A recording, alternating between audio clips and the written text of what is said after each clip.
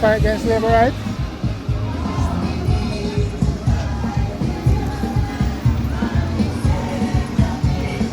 What going on? Miss Fee, what going on, sir? What them did over there already? You don't know about them? Because I see them people, I see them over there move with the thing there. We do. With the flags and all these things. You know, such a PNP confrontation there. You know, such a them time. To them parking us, so. Yeah. You know, I see nobody come over. Oh.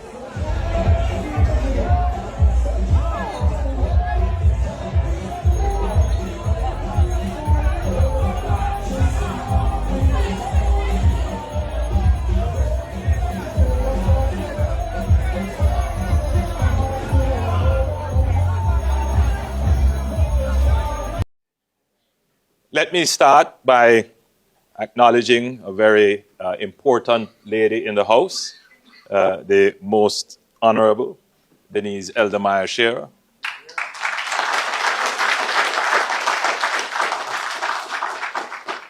Happy to see you. And I know that being here at this forum may stimulate certain memories. Certainly, you would have known Bustamanti.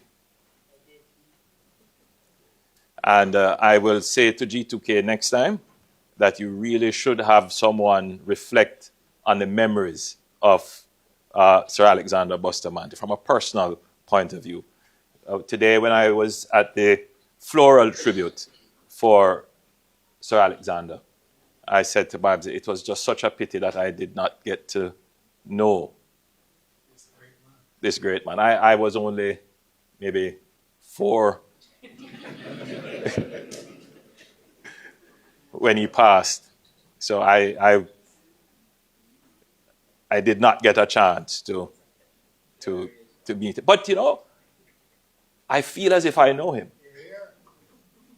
I honestly do feel as if I know him. Ministers, senators, members of the diplomatic corps, thanks for joining us. And of course, all of you lovely people who are gathered here to pay your respect to the great Sir Alexander Bustamanti, national hero, founder of the BITU, founder of the Jamaica Labour Party, and indeed, truly, the father of the nation. The economy struggled under the new arrangements because the truth is the world had moved on from slavery. Some of you may have read the book by a very prominent West Indian, Capitalism and Slavery. And that really explained that the death of slavery, though had quite a bit to do with morality, it had, in my opinion, far more to do with economics. The British economy could not continue to support a plantation economy. And it worked out to be cheaper to pay off the plantation owners and transition them from a slave economy. Slavery was profitable for several hundred years. But as technology changed, England became a strong manufacturing hub, and the technologies that existed made the production of sugar via slave labor uneconomical. Where you would have seen other countries doing well, it would have disturbed him to see the level of poverty, the level of poor infrastructure, the high levels of unemployment that existed. And that led to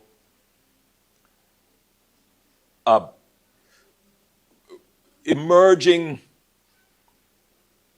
agitation amongst workers. Now, you have to understand that when the agitation started,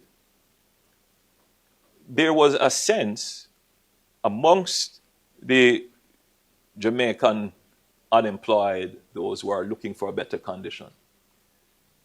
They were hoping that the British government would come to their rescue, would come and ameliorate the situation in Jamaica. And for good reason, because the United Kingdom went through similar situations with their population. And out of their struggle, a labor movement was formed. And so there was a kind of expectation that a similar thing would happen in Jamaica. But the resistance here of the colonial leaders at the time was such that it set up a very aggressive and indeed oppressive resistance to any amelioration of the labor circumstances. And that set the pace, the tone, the condition for persons like Bustamanti and others to be dependent on others for your basic survival. And what we have been doing as a government is to make sure that Jamaica can stand on its own 2 feet and face the challenges of the world so that we can maintain our political independence. And I can give you a lot of examples of that. So today, we have practically full employment at 3.5% unemployment. That's practically full employment.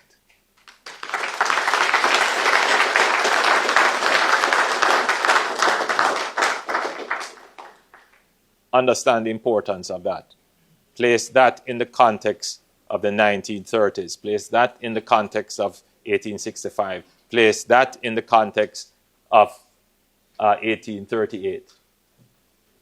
All of those years, we have never had an economy that provided employment for almost all our citizens. Today, we do.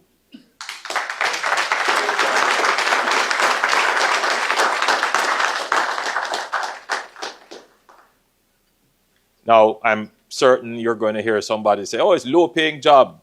It's low, you know what is going to be said. But you have to start somewhere. And what you want to do is to keep that economic engine going so that you can keep everyone employed. And once you are employed, you earn an income. And a critical part of independence is being able to earn income. Now, another part of independence is being able to make a choice of how you spend that income. And you can spend that income by consuming everything today, or you can make a choice to sacrifice and save.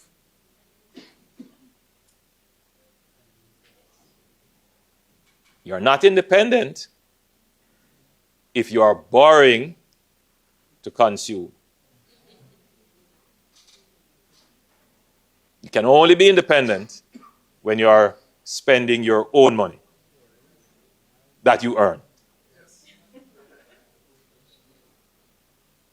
So I'm confident that if we keep the economy going, we keep Jamaicans earning income, Jamaican households are going to increase their savings. They're going to build wealth. And that wealth is going to become intergenerational. And that intergenerational wealth is going to elevate the society. It's not going to happen overnight, but you know that because of Bustamanti's philosophical outlook, the Jamaica Labour Party continues that, and we will always, whenever the Jamaica Labour Party holds the political power, we will always use that to ensure that the economy delivers jobs, that gives you income for your household, that you can use it to create wealth.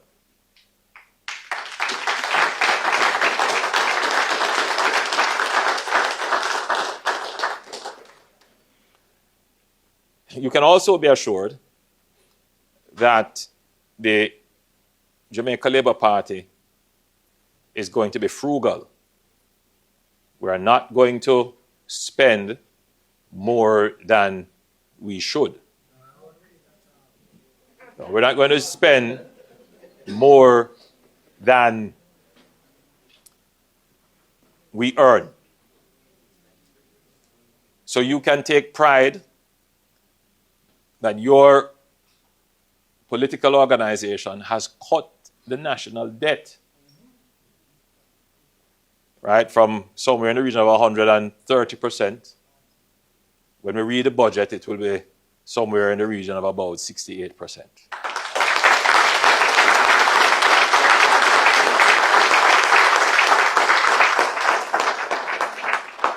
And what does that mean for you? What does that mean for you? What does this frugality mean for you? Because I'm sure there are persons who are saying, then why you pay down the debt? Why you not spend it on roads or spend it on water or spend it on, healthcare? And it is a legitimate question. It's a legitimate question. But remember what I said about being truly independent. Right? You can't be truly independent if you are borrowing and you are in debt. Because no matter if you decided to spend it on the immediate consumption that you need now, there's always something called interest.